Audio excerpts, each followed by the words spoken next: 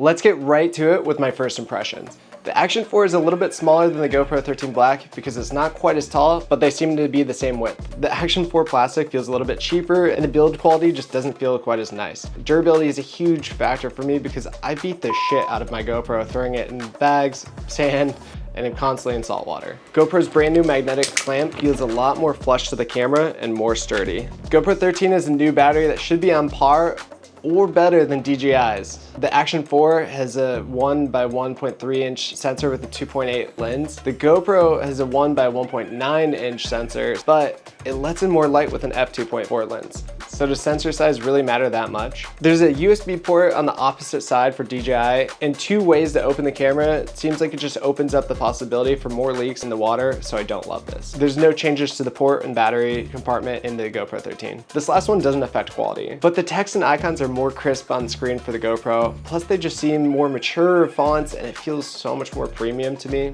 But this is just a personal preference. If you're wondering who I am, I'm a surf and lifestyle photographer and videographer based in Honolulu, Hawaii.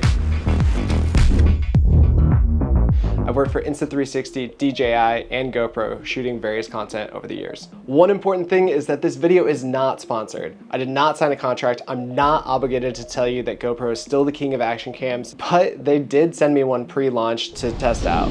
While testing, I left the videos on auto white balance and pretty much auto everything to keep it as close as possible to how people are using the cameras out of the box. The only exception to this is switching the GoPro from easy mode to pro mode. There's also no color manipulation or editing unless noted. It's worth mentioning that both cameras work better with more fine-tuned manual controls and a lot of light. For a $300 to $400 camera, they're both incredible quality, just don't expect it to be as good as a mirrorless camera. If you don't care about the footage, skip here to see which camera you should buy and why. Otherwise, let's get to testing. For me, stabilization is huge in my action cameras because it's better than my mirrorless Canon R5s and my iPhone, and that's what really sets them apart, especially for vlogging. Running.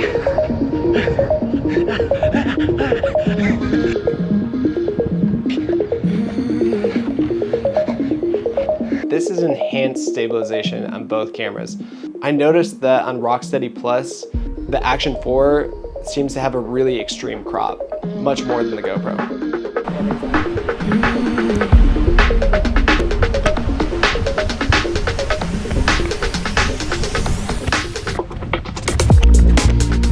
This is Horizon Lock without the max lens mod, and the GoPro makes you go into linear plus, and the Action 4 lets you stay a little bit wider is the big thing that I noticed.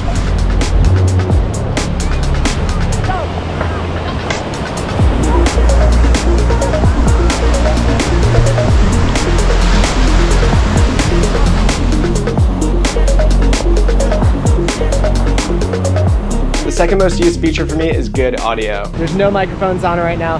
This is how I use the camera when I'm gonna go surfing. I do not use a microphone because I want it to be waterproof right before I go surfing. We are continuing to test the internal microphones next to the ocean now. I'm curious to see how this sounds. There's a little bit of wind still from that hurricane and the sound of the ocean. Which one of these cameras sounds better to you?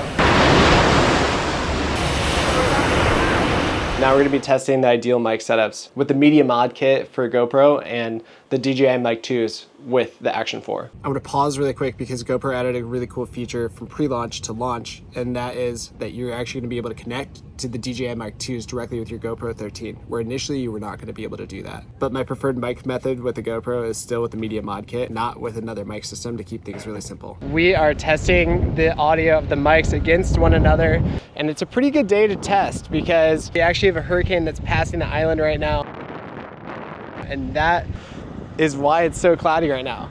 Pretty windy with wind up to 30 knot gust, but I fly out tomorrow, so I need to test the audio today. There's people playing drums in the background, a plane going by, tons of cars. You can hear some birds chirping. I'm not sure what's coming through in these mics right now, but we're testing it. Initially I was having issues connecting my AirPods, but I realized that it's just because I was trying to connect it without the case open. Make sure you just open your case before you try to connect your AirPods. Here's what it sounds like when the AirPods are connected. And then I also have the DJI mic on me right now, recording this with my R5. Moving on to the next feature. I love to use time lapses because they're a great way to bridge a scene or show passing of time, especially in vlogs. Hyperlapses are a crazy feature that I love in these cameras because it's so hard to do with a mirrorless camera. This is testing HDR, and supposedly the Action 4 doesn't need HDR mode because all the videos are already in this HDR mode, but this is one of my favorite modes that GoPro added on the 12, and I love it in these scenes where you have dark shadows but really bright highlights and you need a lot of dynamic range. Honestly, I don't think I'd ever use the Action 4 for photos. GoPro photos are 27 megapixels compared to 10 megapixels.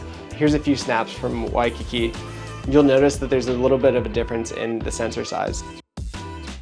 Diving in underwater, let's compare my go-to settings with the 5.3K 60 and 4K 60. And I'll also occasionally use 4K 120 and now 5.3K 120 on the Action 4. I was pleasantly surprised by the color of the Action 4. It really does a great job with white balance for the whole overarching scene with a really nice blue. It seems like GoPro tends to have better skin tones but worse watercolor. Unfortunately, the GoPro tends to get pretty purple towards the surface where there's more red light, but as you go deeper, that red light no longer exists. Don't forget though that to maximize the quality while shooting, you'd usually shoot this with manual white balance around 5000 to 5500 Kelvin for a nice rich blue, especially if you're trying to get cinematic scenes. GoPro's actually coming out with a firmware update where your white balance is going to be better underwater. The Hyper Smooth is also going to be improved underwater, and initially it's only going to be available through GoPro Labs, but it's going to be available in the next firmware update. Hopefully by the time you get your camera, this footage will actually be outdated and the GoPro will be just as good, if not better, than the Action 4. If you're a good freediver or scuba diver and you're pushing past about 20 feet, both cameras' buttons start to press in with auto record or turning off the recording. So if you're pushing depth with either camera, I suggest using a dive case. The perfect place to test slow-mo and the new 5-second limit is here in Shorebreak in Hawaii. I'm also testing the hydrophobic coating, which prevents water drops from staying on the lenses on the cameras. All right, I literally had to switch to 4K 120 on the GoPro instead of the 5.3K because it's just getting too dangerous with 3 cameras out here, and the 5-second timer is just putting me in a really bad situation trying to stop and start 3 cameras. Pretty extreme example, but perfect example of that 5-second limit not being good. I'm gonna keep it real with you. That 5-second time limit buffer is awful for sets. Usually waves come in sets of 3 to 5 waves and you wanna capture them all, but the 5-second buffer will let you get the first one, then you'll probably miss the second wave of the set and even possibly the third, and for me, that's pretty horrible. Second, it's actually a safety concern. Instead of focusing on the waves and the task at hand, I'm worrying about the buffer, and if I'm reacting too slow in the waves and not paying attention, I can get absolutely smoked out there, and that's just dangerous for me and everyone around me. The new crazy slow-mo felt like it was a marketing gimmick at first, but it was actually so much fun to see the footage super slow after, and I think it could be useful for going over technique with sports like a baseball swing, a pitch, swimming technique, something like that where slow-mo review is important, and the quality doesn't need to be good enough to be postable or good enough for a client. Something I thought was weird was that my white balance was kind of going crazy in this cloudy conditions, but I used my GoPro 12 and 4K 120 last week in the Mentawais, and I didn't have the same issue in sunny conditions. Something absolutely incredible on the GoPro 12 and the 13 is the hydrodynamic coating. Water spots just wick right off of it, and if you're having any sit on it, you just blow it right off, super easy. The DJI cam had so many issues with salt kind of crystallizing onto the lens and being really stuck on it. Something I thought was crazy is that there was practically no water spots on my GoPro, and that's really hard because I was in pretty tricky conditions with lots of bubbles where the water tends to stick to lenses. And it's a gnarly place to test it, but the hydrodynamic coating on the GoPro was incredible. For this reason alone, if you're a surfer, I would get the GoPro 13. Something else that drove me nuts on the Action 4 is that when you're recording 4K 120, one of the sides blacks out, whether it's the front cam or the back cam. And also, there's no audio recording attached to the clips in 4K 120. Let's keep it real. Touchscreens on the Action cameras in the water suck, no matter what camera it is. But the GoPro did have a better touchscreen in the water. It drives me so crazy that DJI pushes that their camera is so much wider. With the max lens mod, GoPro is so much wider. It's just not even comparable. How wide is too wide? This is a very niche type of lens for those POV moments with like handlebars or something close. Personally, I avoid shooting with action cams in low light because my mirrorless camera is just so much better. But with a quick test in the office, which one do you think looks better? Tell me in the comments which one you prefer. Let's test a few things that are only on the new GoPro now. Does the macro lens attach while the mini shotgun mic is on? Because this is the setup I use the most. I can confirm that yes, it does work. I'm pleasantly surprised about this. I'm so close to this flower right now. It's still in focus. You couldn't do this before. This is really freaking cool on an action camera. This is a big category for me. Let's talk about what the GoPro has and the Action 4 doesn't. GoPro Labs is massive. I cannot say that enough. You unlock the full capabilities of your camera and you have tons of customization for settings. For the sake of comparing out of the box, I didn't change my settings yet, but the second I'm done filming this, I'm gonna fine tune my GoPro. The folding fingers, magnetic mount, and screw in the bottom of the 13 make it insanely compatible, especially with cinema clamps and professional systems for higher end jobs. The ultra slow-mo plus 5.3K at 120. Two working screens whenever you're recording. This was so annoying in 4K 120 and the Action 4. There's baked in audio in 4K 120. Light painting and auto star trails. This is really difficult to do with editing and it's really time consuming, but the GoPro doing it automatically for you is crazy. It has higher megapixel photos by almost triple the amount. There's better lenses with the new macro lens, the anamorphic that's coming in 2025, and a really cool max lens mod that are all automatically recognized on the GoPro 13. This last one is a little bit of a caveat that there's no need to mount your camera vertically with the ultra wide lens, but you can only get up to 4K 60 here. So for most users, it's amazing, but for me shooting in the water and wanting to max out the quality, it falls flat for me. Before we rate the cameras for direct comparisons, this is what the Action 4 has that GoPro doesn't. You can connect to the DJI mics. It comes with a cage for vertical mounting. There's a front touchscreen. Editing in their app isn't behind a paywall, which I think that's just a personal pet peeve for me. And it has better AI in their app, like this Invisi Stick function. Screenshot this if you want to save it for later. Here's the top 20 categories for head-to-head competition that are relevant to me and how I use the camera. Plastic feels cheap on the Action 4. The clamp on the GoPro feels a lot more secure and flush. This one's close because the Action 4 is a vertical mount, but the GoPro comes with a micro SD. I haven't seen it yet, but I guarantee there's going to be a third-party vertical mount for GoPro that works seamlessly with the new clamp system. And honestly, I think it was a huge mistake on GoPro's part for not making a vertical mount.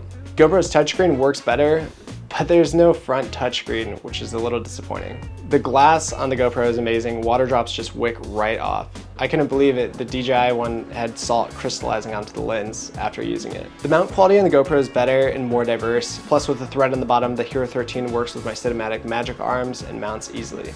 The battery's better on a GoPro, but because you're running 5.3K or if you use GoPro Labs with the higher bit rates, it'll chew through your battery a lot faster. You're sacrificing battery life for higher resolution. But the same settings and easy mode both running, GoPro is actually better than the Action 4. And I had issues with the Action 4 being wonky charging out of the box. The sensor size feels like a marketing gimmick for DJI in my opinion, and GoPro gets a lot more out of their sensor with a 5.3K that's clearly much better quality. Auto white balance is significantly better on the Action 4, and there's actually a specific sensor in the front that's only for white balance. The color is better, but it's by manually configuring. Something to note on both is that the lower the frame rate you use, the better the color quality. So shoot on a low frame rate when possible. Overall with light, the 5.3K modes are incredible and there's more video modes. GoPro again with all the modes. Higher megapixel photos that are better quality for pushing and editing, but honestly, use a mirrorless camera if you have one. Photos used to create the hyperlapses are higher megapixel on the GoPro as well. The automatic stabilization also seems to be slightly better, especially in the faster mode. The light painting and the auto star trails are crazy cool and so unique to GoPro. GoPros honestly can be a little confusing to navigate, but with GoPro Labs, it opens up a whole new world for this camera. I can't emphasize enough how incredible GoPro Labs is. You really need to check it out, my fellow camera nerds. Creating presets for different modes is huge for switching between different settings quickly, and they expanded on this with a lot of customization, which I love. Connecting with the best small mics in the world is an amazing feature, but I use my GoPro shotgun mic more. The Voltaplus shotgun mic and media mod combo is incredible for all the vlogging, solid sound quality, and everything being on auto. It's my favorite vlog setup by far. Mainly, I just hate that GoPro is behind a paywall for the apps, but I also think that Insta360 and DJI are doing a better job incorporating AI with features like the invisible selfie stick. Lastly, I just want to say at the end of the day, they're both really great cameras. They have their unique characteristics or certain features that will probably drive you crazy like they do with me, but you need to pick one that's going to work better for you. And for me, that's GoPro, shooting in and around the water all the time. I hope this video helped you, and hopefully my review wasn't too savage and companies want to work with me in the future. And if you want to see a breakdown of anything else, let me know in the comments. And if you're interested in the cinematic specific comparison, diving into log and GoPro Labs, let me know because it gets pretty extensive. And please like the video and subscribe. It's a huge help for my growing channel. I'll see you in the next one.